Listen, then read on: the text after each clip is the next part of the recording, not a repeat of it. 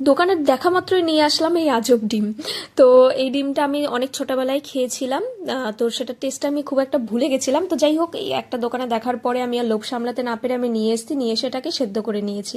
আর সেদ্ধ করলেই এর আসল টেস্টটা বোঝা যাবে, কারণ কেন ভাজাভুজি করলে সেটা টেস্টটা খুব একটা মনে হয় না বোঝা যেত। তাই জন্য আমি 4টে ডিম সেদ্ধ বসিয়ে দিয়েছি, আর বাদ বাকিটা রেখে দিয়েছি পরে খাওয়ার জন্য।